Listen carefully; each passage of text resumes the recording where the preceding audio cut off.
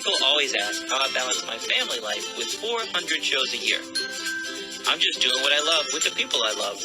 It's my magic life.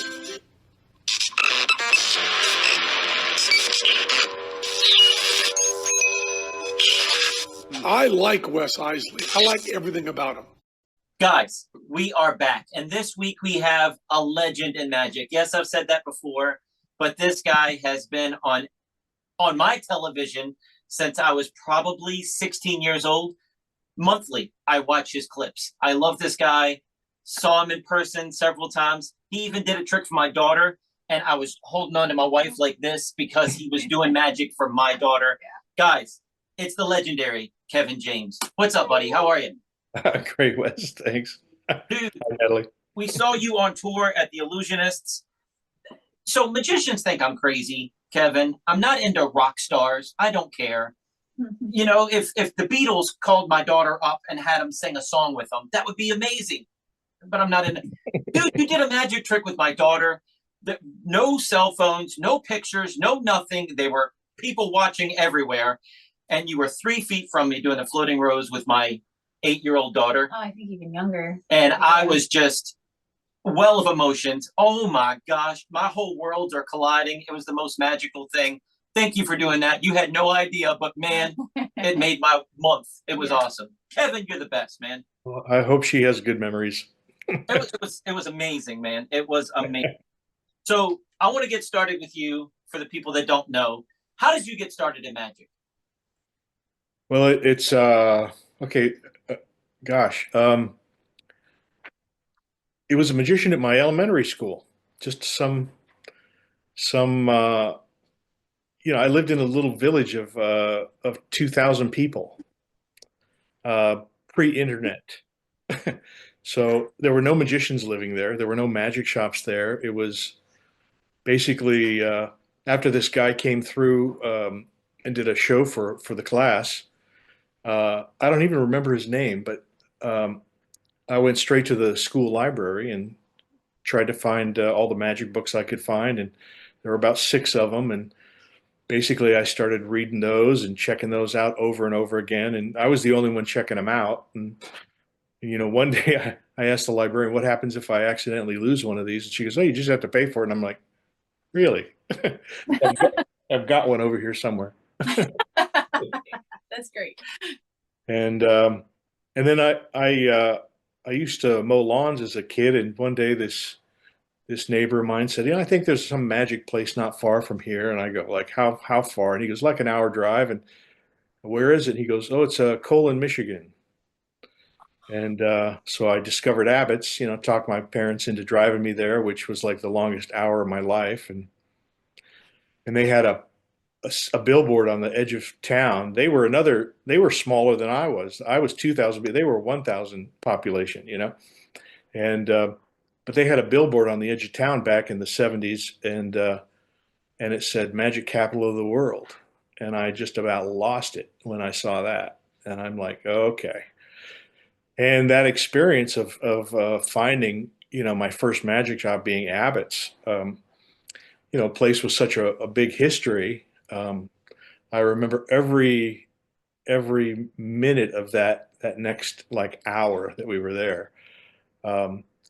Everything from the skeletons painted on the outside of this black box of a building, and just a creaky old, like, 100-year-old wooden floor. And they had all these lithographs up on the ceiling, and all these 8x10s of black and white 8x10s of all these magicians that had come before me. And I knew, that this world I was about to enter was just had rich history. And there was a big velvet roped area in the middle of the room with all the big illusions that were just the craziest, most beautiful things I'd ever seen. And I didn't even know what any of them did, but I needed to learn what they all did. And I saw more magic books in one place than I've ever seen in my life. And I go, okay, now life starts from here, and the smell, the just the weird, it's like grandma's basement smell,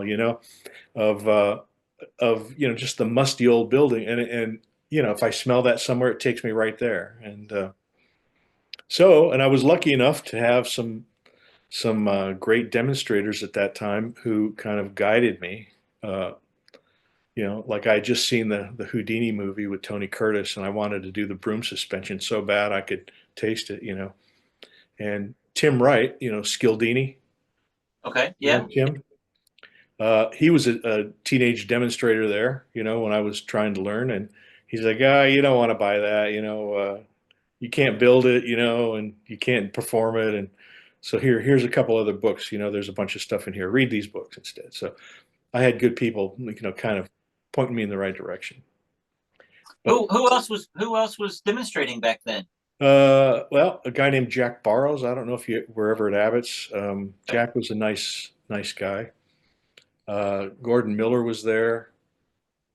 Hank Morehouse even did it for a little while. And then I learned about the Abbott's convention, which, every August I was there soaking it all up like a sponge. I mean, Wow. I had Gene Anderson teach me the um, Anderson newspaper tear on the sidewalk in front of the elementary school. It was just, everybody was just so nice and so accommodating, and they, when you really showed them you wanted to learn, they would bend over backwards to help you with whatever you wanted. That's awesome. We wanted. I'm in Virginia, so the Magic Castle, Colon, Michigan, seems like it might as well be Australia to a kid in Virginia.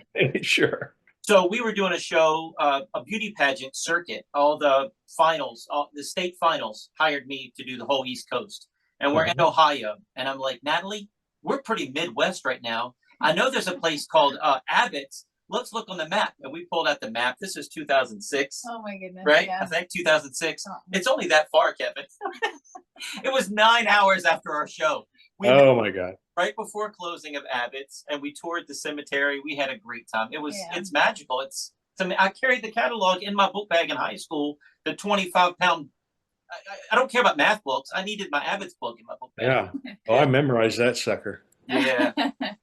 So I want to know, so you started doing all this. What was your first shows? Kids' birthday parties? What were you? Oh yeah. Yeah. Absolutely. Lions Club, all sorts of stuff like that. Rotary. You're part of a legendary group of the Long Beach Mystics. I've only read about magic magazines from Virginia, hearing about all these amazing people in the Long Beach Mystics. Can you tell me about that? So at Abbott's, I was like a junior in high school, and that year, the Long Beach Mystics came out and did a whole evening show at Abbott's. And here were guys that were, 3 and 4 years older than me, but they were 10 years ahead of me in my skill set, And I go, I gotta drink whatever Kool-Aid they're drinking. So as soon as I could get out, I moved straight to LA and found the Mystics, and that's where the real education started. They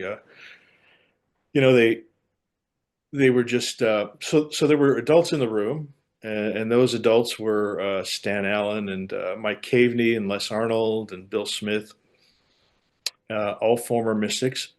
And basically we had it used to be a magic shop in Los Alamitos, California, but I was never there when it was a magic shop. It was turned into the Mystic Clubhouse after the shop closed. And we had a little stage, a little library, of a really terrible video camera and a terrible TV on a tripod, so we could shoot our acts and play it back right away and watch it and like fix things immediately. And you do your act, and they really taught us how to brainstorm and how to work constructively with each other. There was no ego, there was no competition.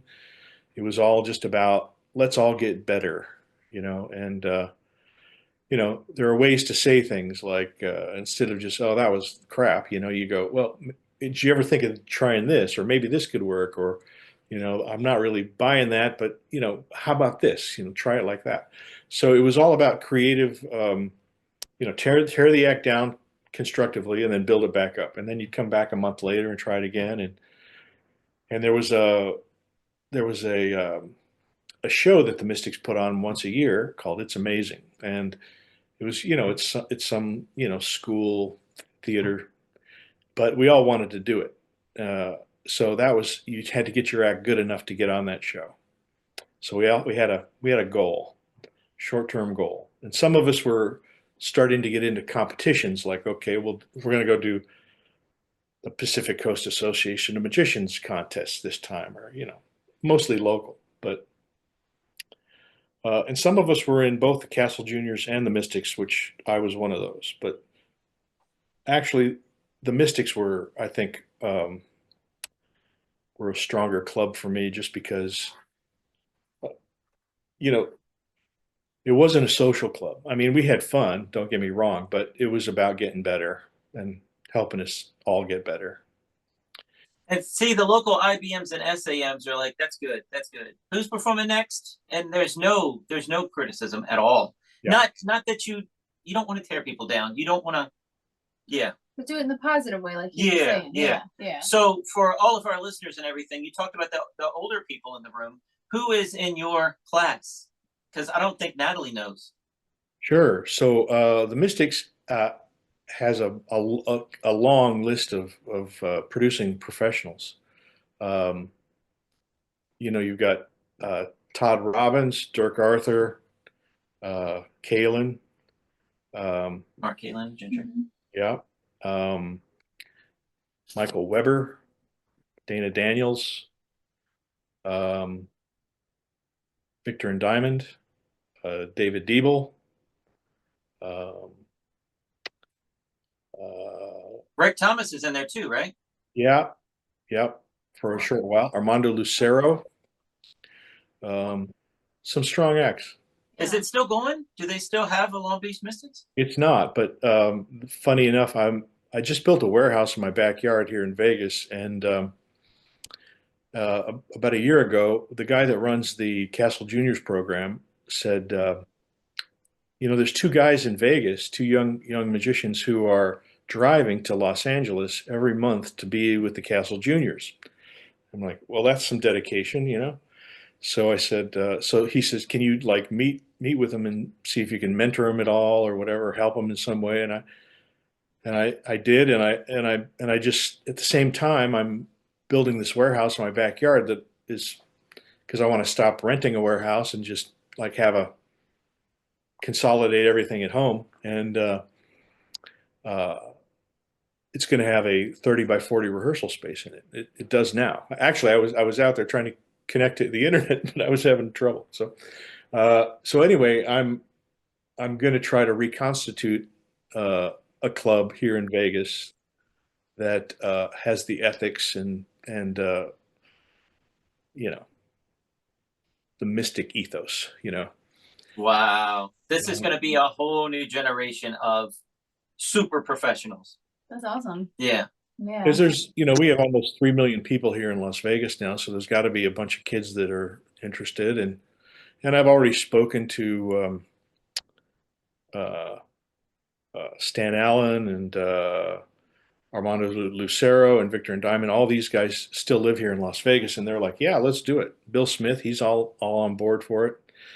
And basically the adults would just kind of hang back and, if you guys want to do a project, get your friends together and do it. But, they had resources like, hey, make sure you come to the meeting next month because Marvin Roy's coming in to chat with us, or Copperfield, or, you name it.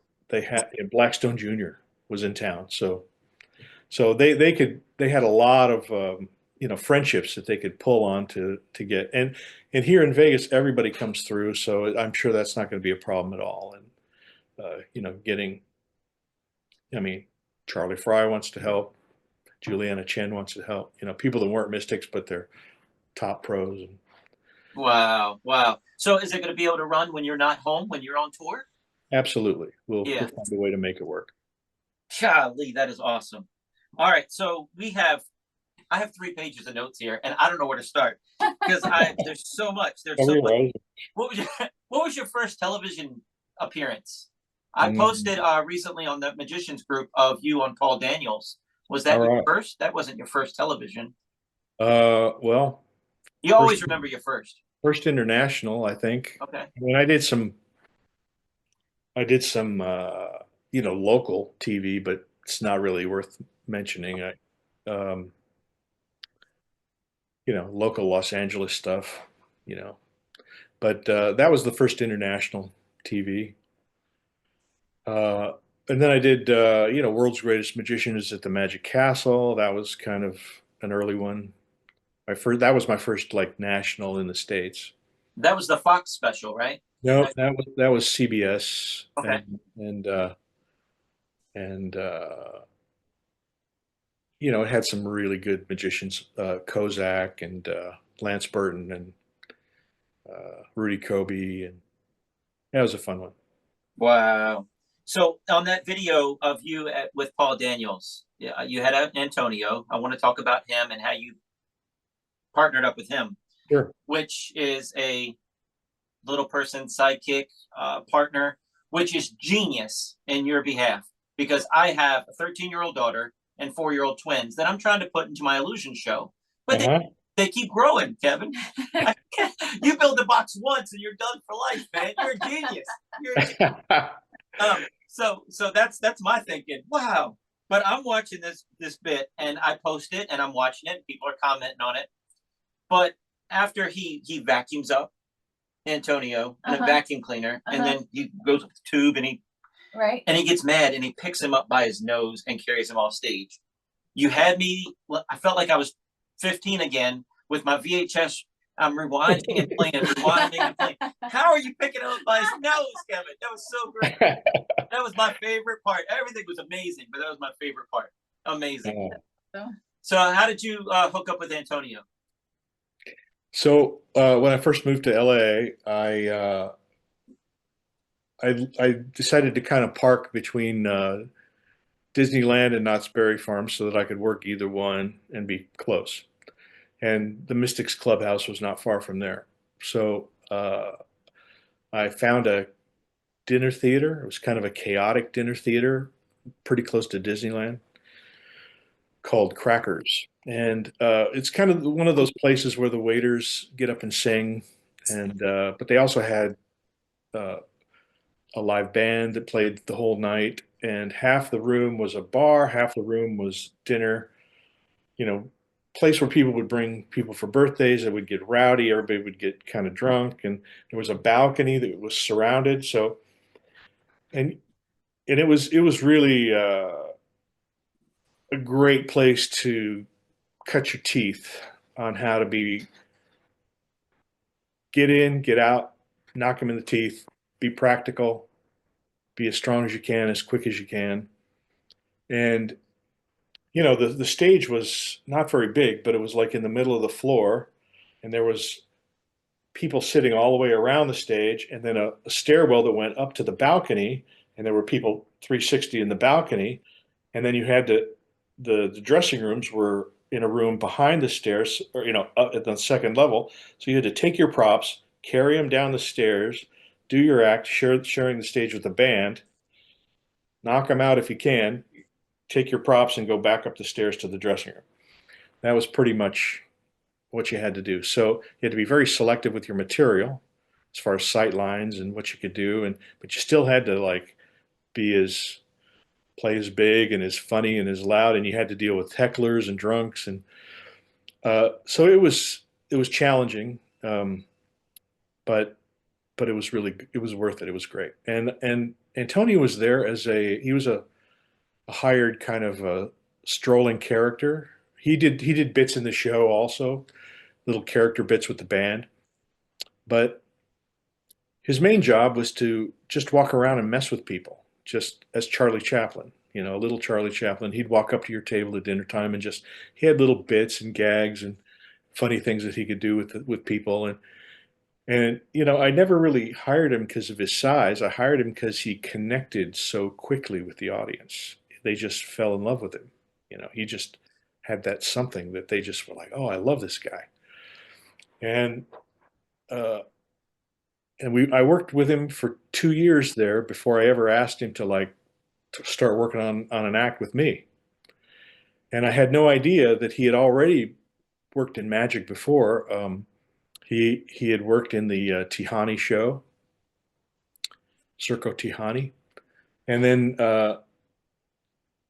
then he worked at Circus World in Florida as a trampoline act and as a high wire act, trapeze and trampoline. And he was quite athletic back in those days. And he had never done those acts before, but they needed it, and he filled the job and learned how to do that stuff as he was doing it. So Oh my goodness. he Wow. Yeah. he had guts.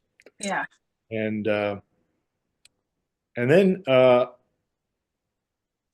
then I realized, he said, "Oh, and I worked with Siegfried and Roy in the '70s. I was the little Roy." And I'm like, Wow. "I've seen you on TV. I've got you on the 2 TV specials." He goes, "Yeah, they used to shrink me down, and I was on uh, uh, I think it was a motorcycle and a Jeep, and they would shrink Roy down to a little Roy, and also he helped with the Dakota chair, I think, at one point. Uh, so it was when they were at the Stardust, and he Wow. worked with them for a couple years. That's awesome. That's awesome. So did you get to, did you work with him at that venue, at that dinner Crackers. theater, at Crackers? Absolutely. And Bring out your chair suspension. Is that what it started?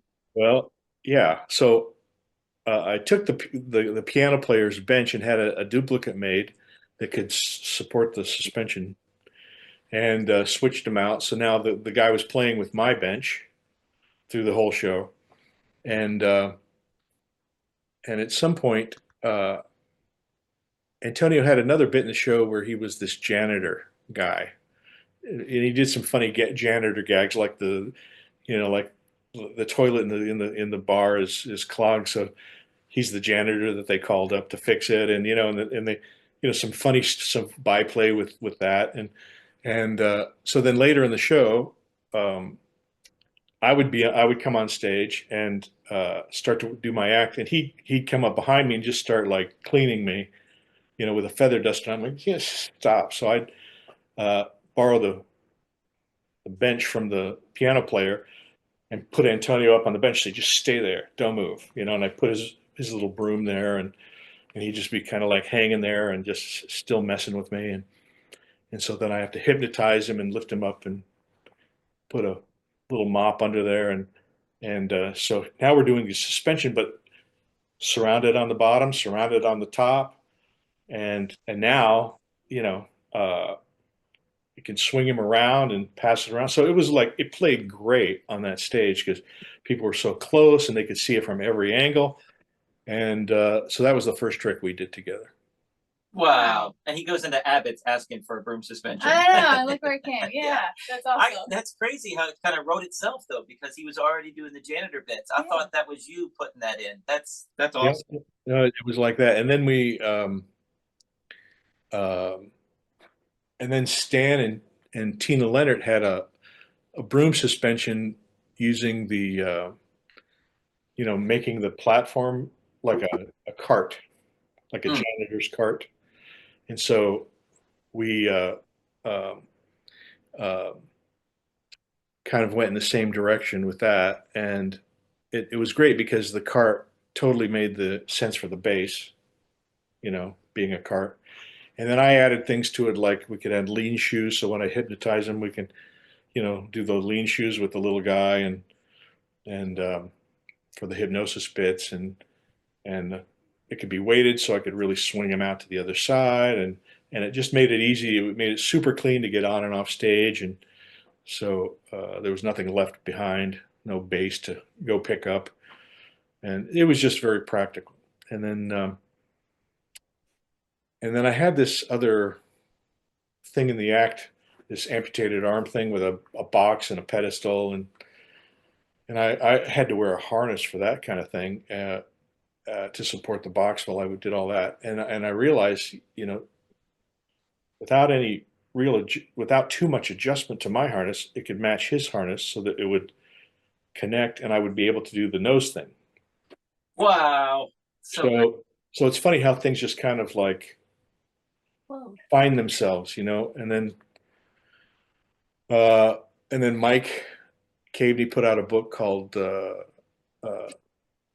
I forgot, Comedy Magic, and he had a thing with two boxes where he would transport one person from one box to another.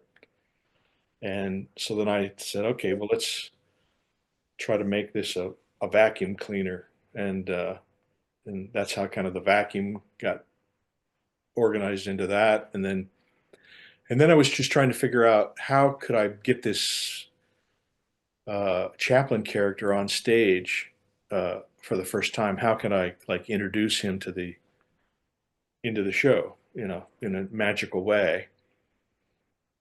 And then I realized that he used to do a gag where he would just stand really still in Crackers, and people would walk by and they think it was like a little statue or something, and he'd move and they would just freak out.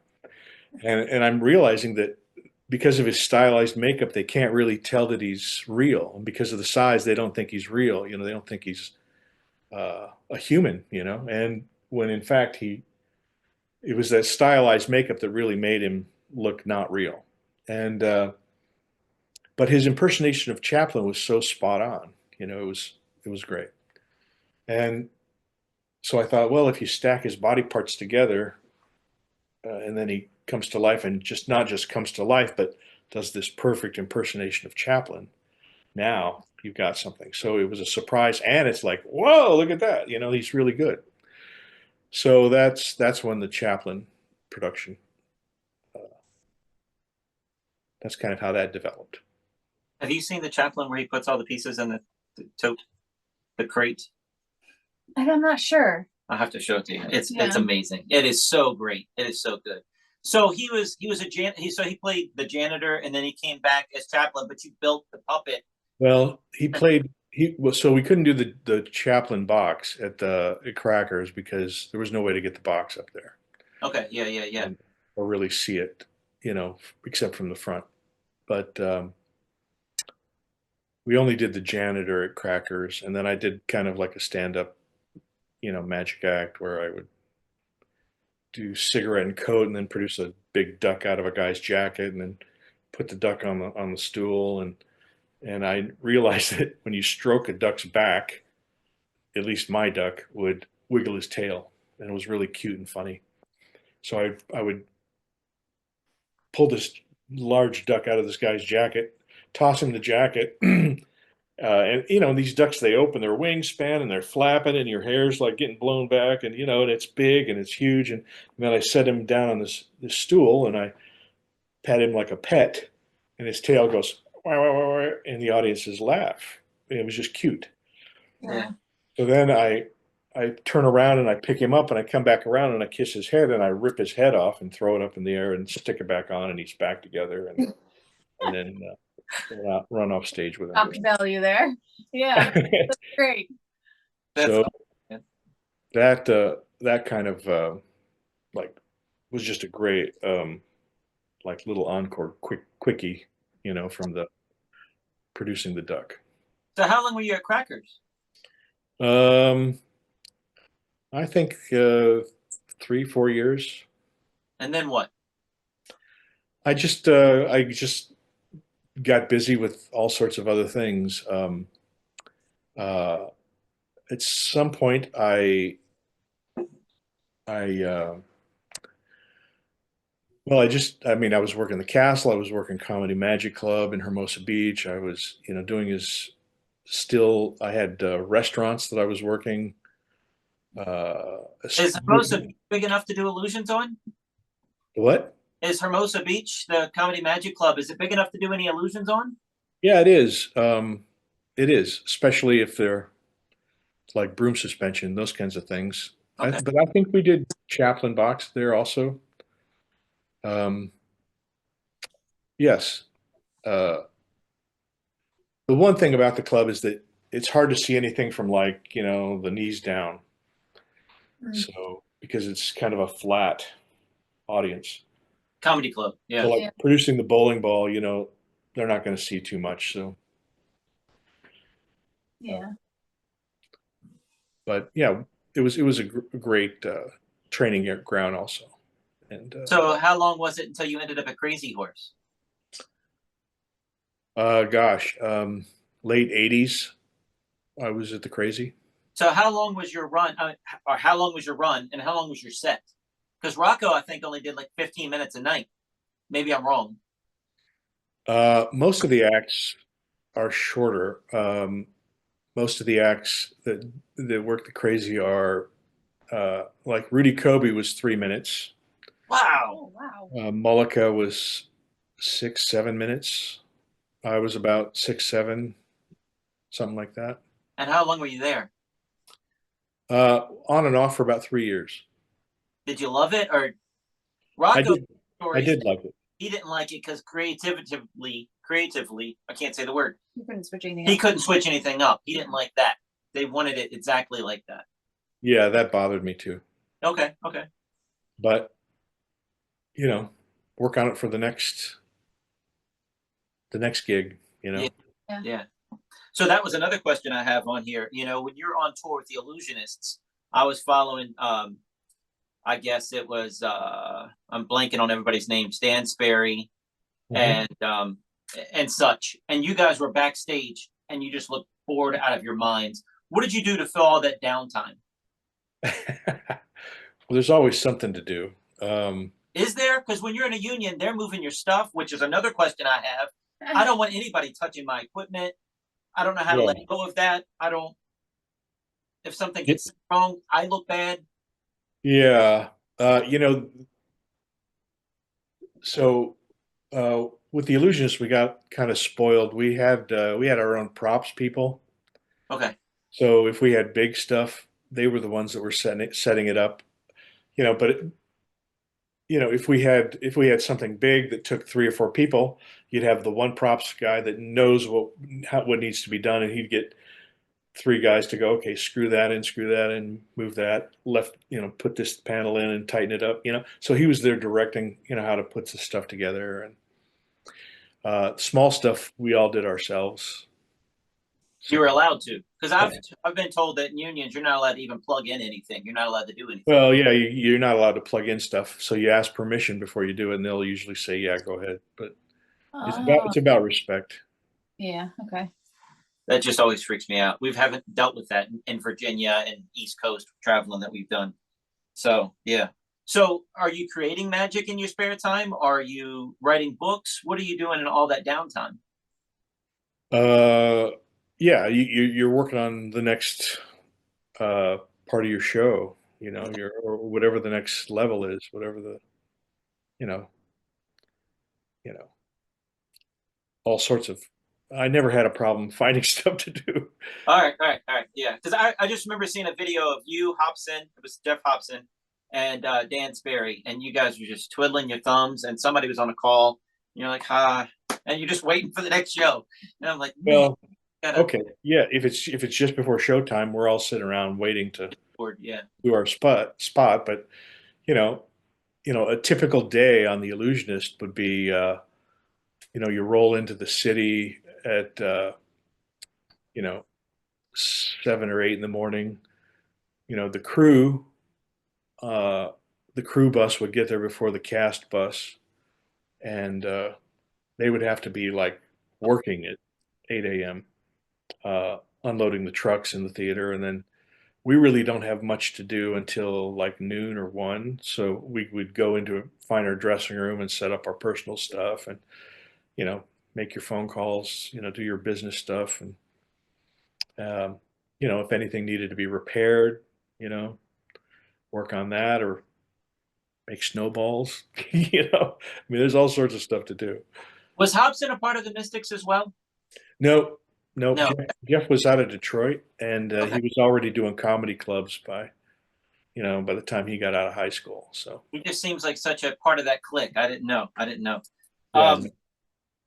So I teach a magic class, and one of the things I love showing the kids a variety of a variety, because they only know what they see on YouTube or what they see in their algorithms.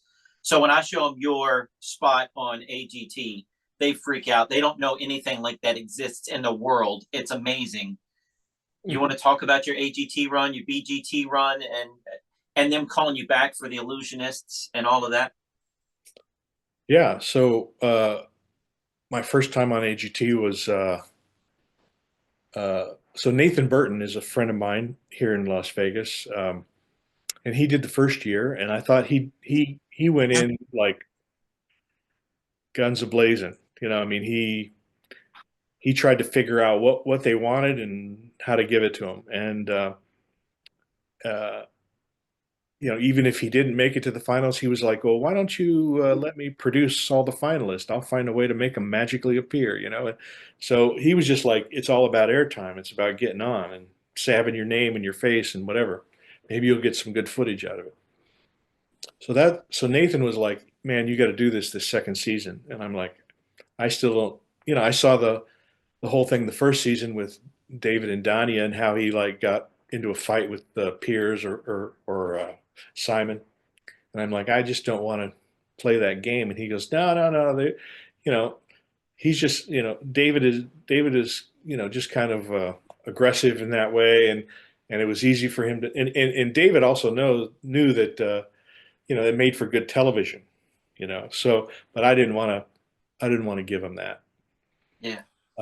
So he said, "Look, I'm just gonna put your name to the producers, and they're just gonna call you. And so just trust me." He goes, Nathan had his show here, and he goes, "We're standing out there for the autograph part after the show, and like he goes, 80% of the people said they're here because they saw me on AGT. So you got to do it." And I had a show there in Vegas called the World's Greatest Magic Show. I was one of the producers of that at the Greek Isle Hotel and Casino. And uh, so we had Joseph Gabriel and Kozak and Roy Shank and the Majestics, and it was a nice little show. And so Nathan just kind of like shoved me into it, you know, without me really wanting to do it. And they said, "Yeah, you don't even have to audition. Just you're just on. Nathan says you got to be here, so do it." So I'm trying to figure out what should I start with, and I said, "Well, it's got to be the chaplain because you know I can't show Antonio without. I mean, that's the first thing he gets produced. So we're all ready for that, and then just before showtime, I'm thinking, you know, there's a fake accident.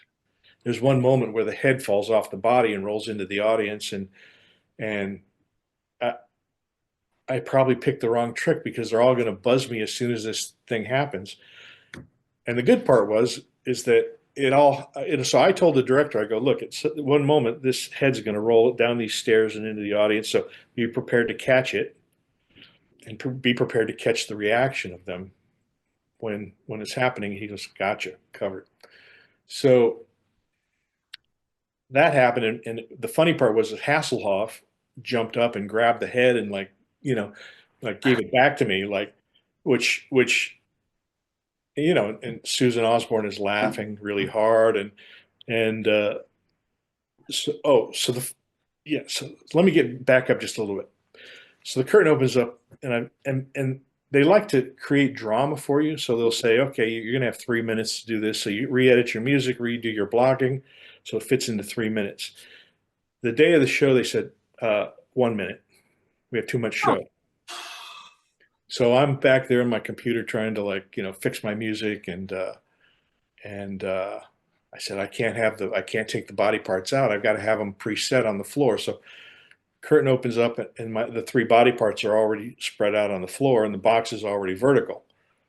And so I walk out, and none of this made it into the final edit. But Piers Morgan says, "So Kevin, can you please just tell me why Charlie Chaplin's disembodied body parts are just laying all over the floor, kind of in a really derogatory way, you know?" And I'm like, "Well, you know, he's my comedic hero, and this is my magical homage to the greatest clown that ever lived, Charlie Chaplin." He goes, "All right, show us what you do." But I mean, immediately out of the box, they're like, you know, trying to give you something hard to work with. You know, it's not very respectful. Every TV show I've ever done was always like, "Tell us what you need.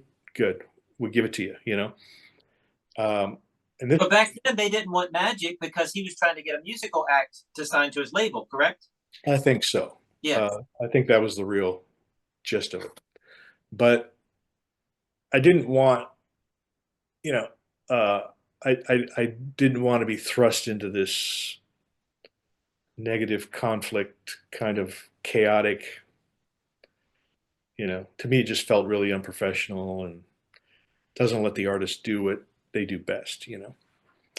So uh, anyway, Hasselhoff was great. Susan Osborne was great. I get the head back, screw the head back on, boom, he comes to life, and everybody's shocked and amazed. And they all were like, great, great, great. Yes, yes, yes.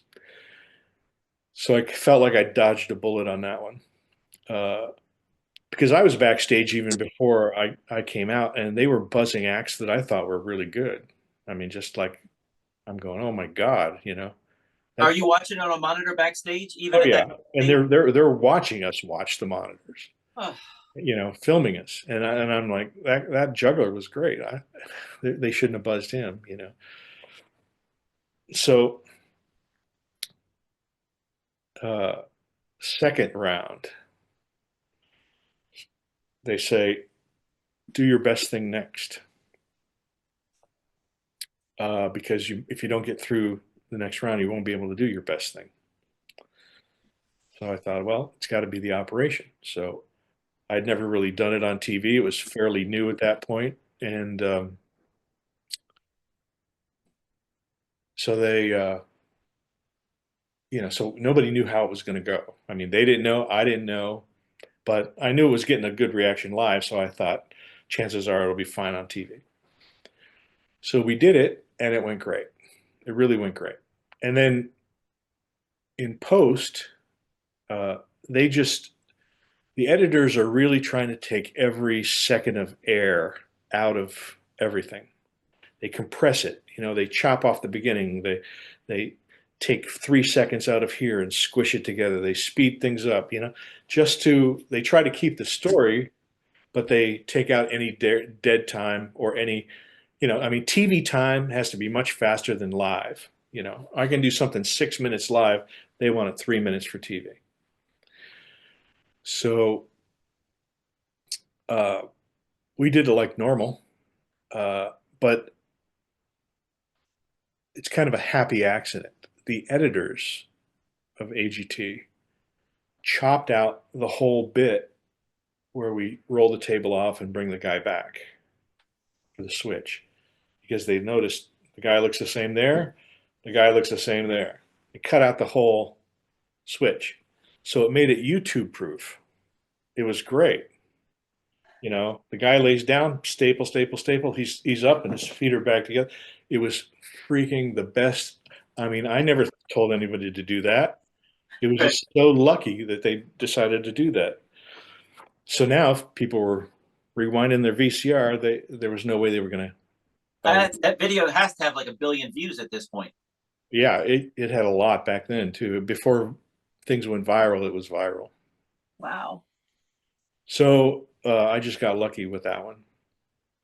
So now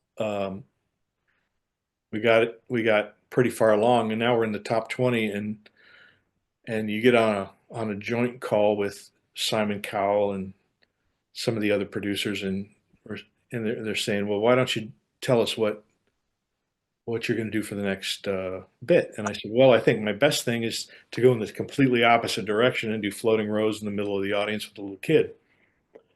And they said, well, Simon's like, well, I really like that dark humor stuff. Maybe do you have more of that? And I said, well, the only other thing I have that's kind of like that is this amputated arm routine, but really I think the rose is stronger. And he's like, well, you can do the rose. I mean, it's your call, but I'm not sure you're going to get through. So now I have a week to decide what I'm going to do. And I'm getting an ulcer. Do I tell the most powerful guy in television to I'm not going to take your advice? Or do I do what he says, even though he doesn't know my act better than I do? This story is a roller coaster. I'm going through the emotions with you here because that's high from the sawing, and now you're going back to this. and I know where this goes. So golly. Yeah, so I chose the to take his advice, and so my advice for anybody doing AGT is don't take their advice. Just do what you know is right. You know your act better than they do. So So would you recommend somebody going on AGT? yeah, sure. Just because it can jump you to a national profile immediately. There's no place else in the world where you can be seen by 30 or 40 million people, and especially if you get on multiple times, it's great. And if you have a show that's already running somewhere, absolutely do it because it's just high profile. We had an hour and a half phone call with them, and I was telling them your story. I was telling them Bizarro's story. I was telling them all these other stories of these And people, asking so many questions. Yeah. and they just never called back. But and they're like, if you dress like a tomato, we're gonna make fun of you. But we also have changed. We're not like that anymore, and we are gonna prop you up, and we're gonna say great things. Okay, but this happened to this guy, and this happened. I know this backstory. Yeah, Yeah, hour and a half, and we videotaped the conversation on speakerphone from over our shoulders, so that we had. yeah. Yeah, it was intense. Yeah. So And the contract, you just have to if you really read the fine print of the contract, they at least season two. So the contract, you had to sign a new contract with each episode, and the contract got thicker as you Oh gosh. as the farther along you got. And by the end, they could technically they had the right to dress somebody up like you, film them from far away, make them do whatever they want, and just insinuate that it was you. kicking a trash can going down the hallway or something. Yeah, yeah, throwing chairs, anything. Uh, and then I was so, but you just hope that it never gets to that they would do that. But it's in there if they need it. And But you've kind of done this to that, and you've went back. I mean, they asked you to come back on the Illusionists. They asked you to do Britain's Got Talent. yeah, so the Illusionist, yeah, I kind of forgot about that one. So the first time we did Broadway, they were filming at Radio City Music Hall, and the producer contacted them and said, "Can we do a guest spot to promote the Broadway show?" And they said, "Yes, but take three of your illusionists, chop their act up, and create one kind of little mega act, you know, mixing them all together like a joint act, an ensemble act, and do that." And so we had a live band, we had our own live rock band that played for us, and it was me, Sperry, and Adam Trent, and we chopped it up and kind of shoved it all together, but we weren't in the competition for that. That was just a promo for Broadway. So you had no hard feelings. No, you were just fine. It's just a promotional thing. It was. Absolutely. Yeah. Yeah. So when did they ask you to go to BGT? So a few years later, I had had conversations with them as well about we know this is what we did wrong in the past and blah blah blah, and we're Okay. not like that anymore. And then I was slated to do BGT, and then the producer there in England said, "You know what? We're going to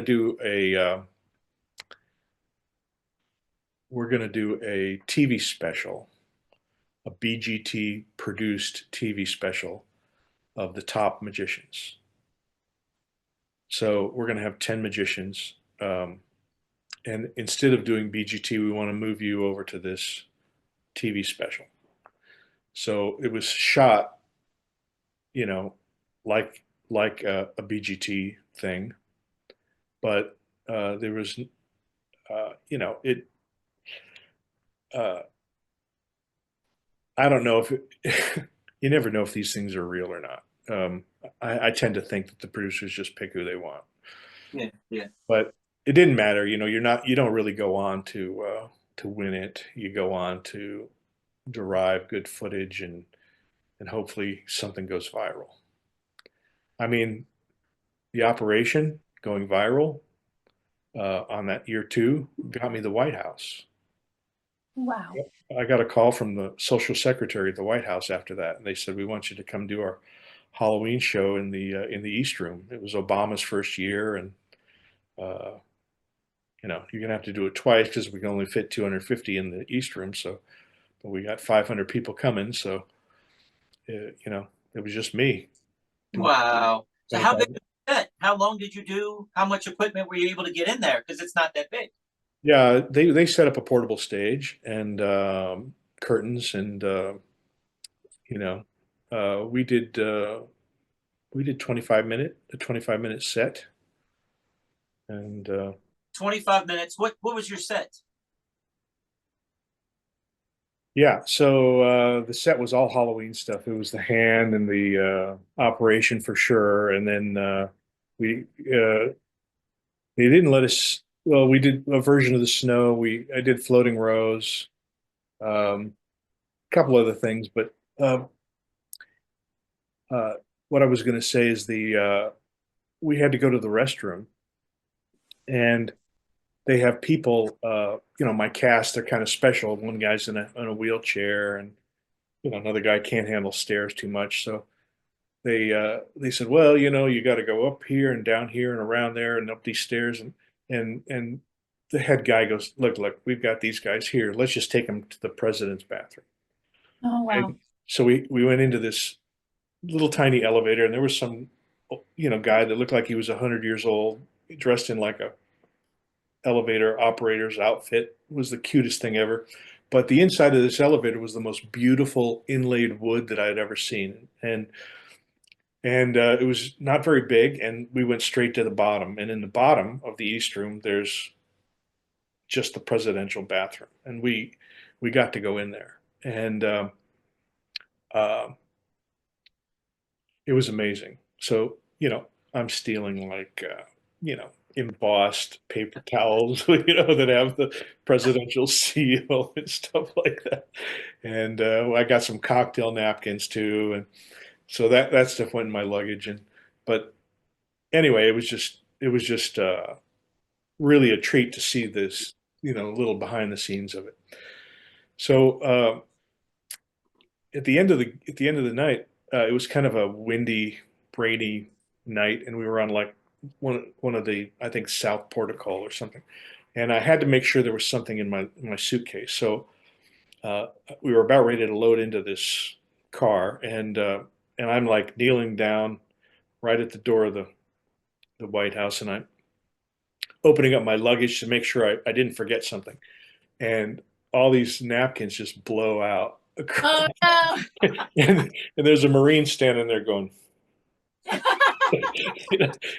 and I'm just scooping them all up, going, sorry, put them back in. But I still have them. Yeah. That's the coolest bathroom ever, huh? Oh, Best. it was great. That's awesome. That's Yeah. awesome. Very important. So, did you get to meet Obama? Did you get to have any free time just with him, or he just walked in, did the show, and left? Yeah, we got photos. Okay. He and Michelle were super nice to us, and he was in the first show. I've got some nice pictures of him, like watching the operation, and he's just like, "Wow, look at that," and I had the Obama girls in the front row, and when I'm asking for somebody for the rows, and they're both jumping up, pick me, and I'm thinking, I snuck the flash paper in. I didn't tell them I had explosive paper, because they wouldn't have they said, forget it, you're not going to do that. So um,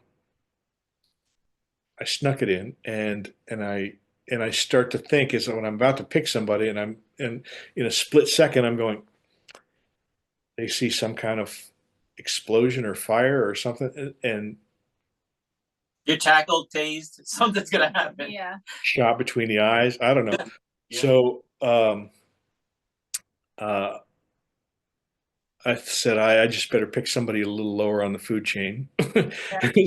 So I picked another kid that I didn't recognize, and we did it, and they let me do it the second show, so they realized it wasn't a problem. So Nice. Wow. Wow. All right. So, I mean, you've done so much and been so many places. What sticks out is, I mean, besides the White House, I mean, what else sticks out? Like you felt like you made it. What was the moment you felt like you made it? Because in my book, you are a star. I got posters of you on my wall back here. You are a star in magic. You are a legend in magic. What was the point where you felt like you actually made it? I don't think I'm there yet. Okay. But you know, some highlights were Broadway and West End, and uh, West End was a blast because I love England. I love London. I love the history. I got to go see Devant's apartment building. You know, Wow. got to go see Devant's grave. Uh, I have a friend over there, Ian Keeble, is a big Devant freak, so he goes, "Yeah, I'll take you to the grave." So we went to Highgate Cemetery. That was a blast. Um, I have a friend, Steve Bedwell. He's a magician, but he was also a physiologist. So he went to school, medical school, became a physiologist, and then after a few years, just was like not feeling the love in this job. So he quit to be a comedy magician, and you know, but he worked at the London Hospital. And he says, "You like you know, freaky stuff?" And I go, "You bet." And so he he said, "Well, we got the Elephant Man in our basement. Do you want to see him?" And I'm going, "Yeah, sure, of course." He goes, "It used to be open to the public, but they closed it off. So, but I know the curator, so I'll hook you up." So uh, we went there, um, and there he was, the Elephant Man. You know, and the movie that you would see with Hurt, John Hurt.